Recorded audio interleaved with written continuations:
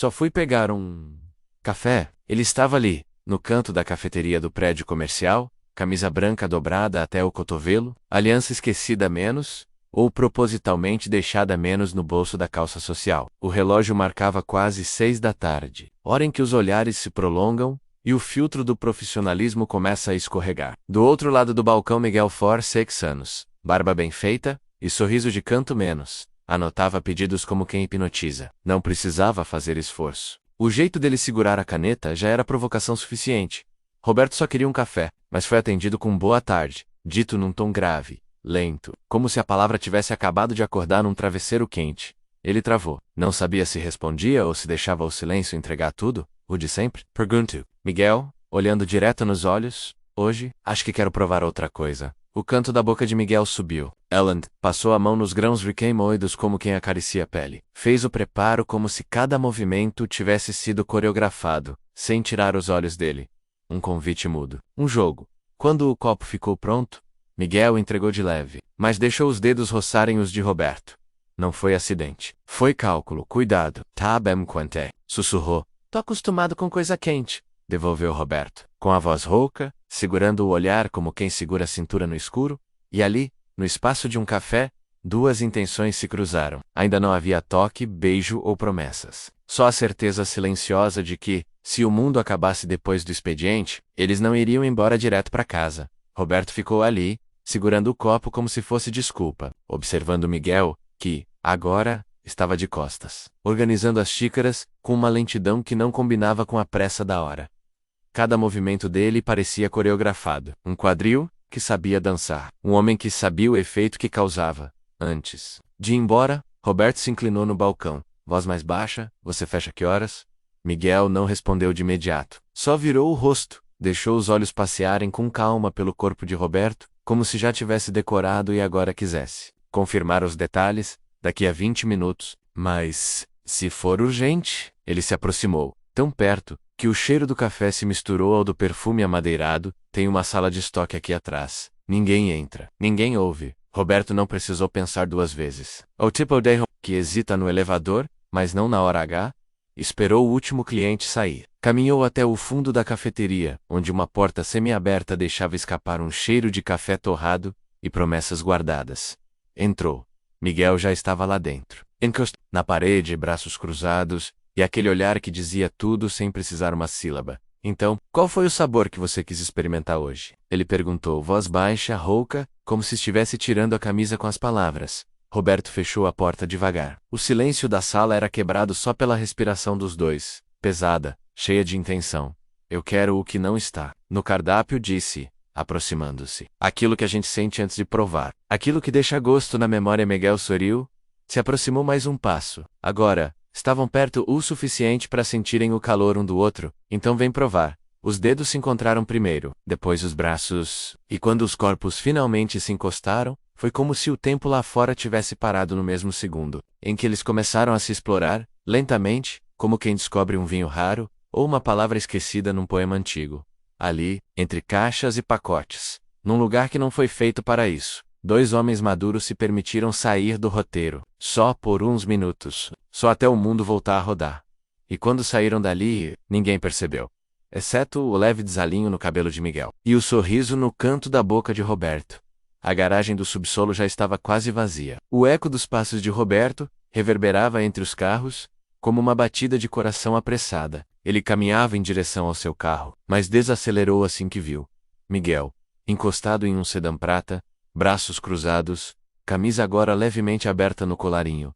Parecia calmo, mas o olhar, aquilo era pura provocação em silêncio. Esqueceu alguma coisa? Perguntou Roberto, tentando disfarçar o sorriso. Miguel deu 2 passos na direção dele. Devagar, talvez tenha esquecido de provar o final do café. A parte mais forte, aquela que fica no fundo da xícara. Roberto encostou no próprio carro e cruzou os braços. Num gesto espelhado, você devia cobrar por esse tipo de degustação. Só para alguns clientes, respondeu Miguel, parando, a meio metro dele.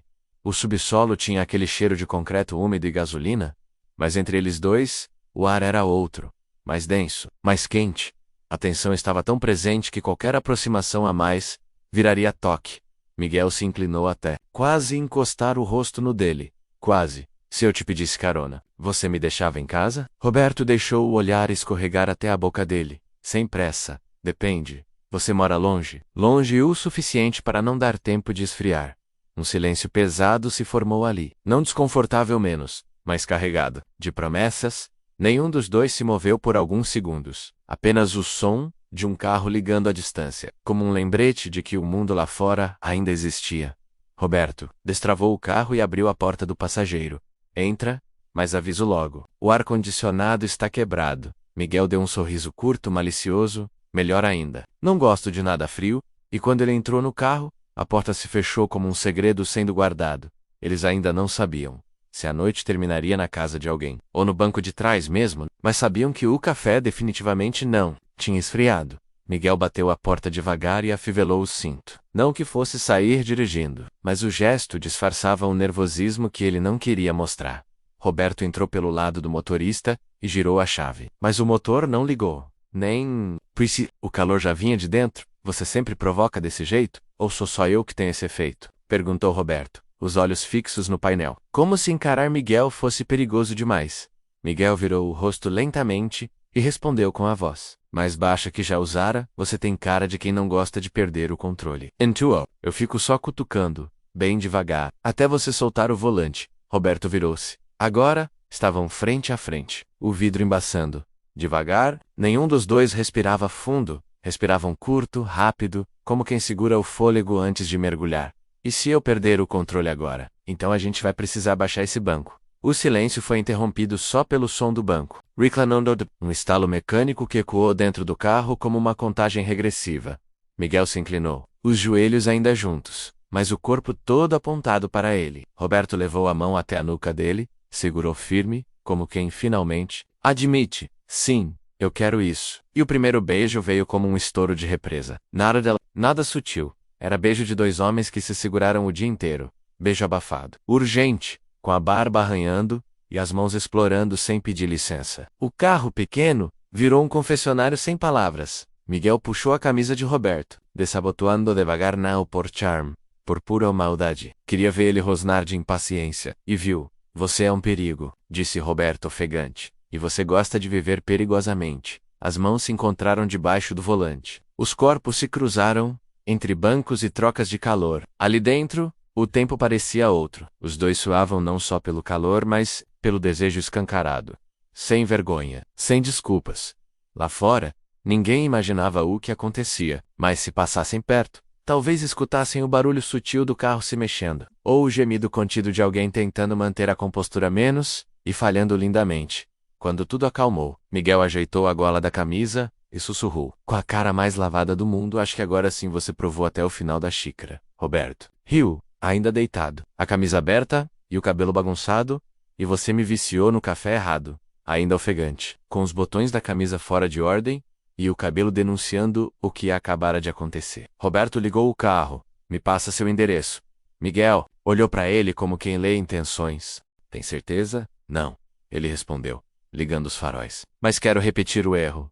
Miguel sorriu e ditou o caminho. O silêncio na estrada era confortável, menos cada um com um corpo ainda marcado pelas mãos do outro. Mas longe de ter passado, estava só se reorganizando para a próxima explosão. Quando chegaram, Miguel não acendeu todas as luzes. Só uma de canto. Uma luz amarelada que deixava tudo meio dourado, como cena de filme antigo. Voca, Morabem, disse Roberto observando os detalhes da sala. Eu gosto de conforto, respondeu Miguel, já tirando os sapatos. Mas não abro mão do caos. De vez em quando, ele voltou com 2 taças de vinho tinto. Roberto aceitou a dele e tomou um gole longo, como quem queria mais coragem, menos controle. Quer ver a vista do meu quarto? Não precisou de resposta. O quarto era simples, mas o clima era outro. A cama bem feita, a janela entreaberta deixando entrar o vento da noite. Miguel encostou a taça na cômoda, virou-se devagar e ficou olhando para ele. Roberto largou o casaco na cadeira e caminhou até o centro do quarto. Você não é nada do que eu imaginei, e você é exatamente o que eu precisava, Miguel respondeu. Dessa vez, o beijo veio mais calmo, mas ainda assim carregado, como se já soubessem o caminho, e agora quisessem percorrer com mais precisão, com mais intenção. Miguel puxou Roberto pela cintura e o guiou até a cama. Oh, toque, ira firm. mas não apressado, como se quisesse saborear cada parte. Antes de avançar, não era mais sobre urgência, agora era sobre entrega. Eles se deitaram entre os lençóis com a intimidade de quem se conhecia há muito mais tempo. Sorrisos entre beijos, palavras ao pé do ouvido, mãos firmes que sabiam exatamente onde ir e onde ficar. Ali, entre suspiros abafados e lençóis bagunçados, eles deixaram o mundo lá fora menos com os crachás, os papéis, os relógios, e amanheceram. Sam, com a certeza de que aquele encontro não tinha sido apenas um erro gostoso, mas o início de um hábito perigoso. O sol atravessava a cortina de leve, riscando a pele de Roberto com tons dourados. Ele acordou devagar, como quem ainda estava dentro do sonho, mas o travesseiro ao lado menos amassado e quente, menos avisava que não era imaginação. Miguel não estava na cama, mas o cheiro, vindo da cozinha, era puro carinho. Roberto se levantou, e ao sair do quarto, encontrou a mesa posta com simplicidade e gosto. 2 xícaras fumegantes, pão na chapa, queijo derretido, frutas cortadas em rodelas, e um pote pequeno com geleia de morango artesanal. Coisa de quem gosta de cuidar. Miguel apareceu com um sorriso sonolento e uma camiseta larga, que denunciava o corpo por baixo. Bom dia, bom é pouco, respondeu Roberto, puxando a cadeira. Você prepara à noite, e ainda serve café? Eu gosto de alimentar o que me alimenta, respondeu Miguel, com um tom que era metade charme, metade verdade. Comeram em silêncio por alguns minutos, como quem compartilha um segredo que não precisa ser dito. Mas havia algo no olhar de Miguel, uma curiosidade contida. Você veio? Ele perguntou, fingindo naturalidade enquanto passava manteiga no pão. Roberto olhou para ele, segurou a xícara com as 2 mãos, como se ela fosse mais leve do que a pergunta. Você quer que eu volte? Miguel não respondeu logo. Encarou o fundo da própria xícara por um instante. Depois ergueu o olhar e disse, com a sinceridade limpa, de quem não tem mais idade para joguinhos, quero, mas sem promessas. Só presença. Roberto assentiu. Um gesto livre, quase imperceptível. Então sorriu. Então me avisa quando for moer os grãos de novo. Aviso sim. E, da próxima vez, o café vai direto na cama. Eles riram. Não era um final. E os 2 sabiam. Era só uma vírgula. Um respiro entre capítulos, porque encontros assim não se encerram, se repetem. Principalmente quando a provocação vira rotina. Fim, ou o começo de outra manhã quente. Se essa história te deixou com vontade de mais, não esqueça de curtir, comentar aqui embaixo o que achou, e se inscrever no canal, para não perder nenhum dos próximos encontros quentes e cheios de tensão como esse. E me conta, de qual cidade você está ouvindo? Quero saber até onde essa provocação chegou.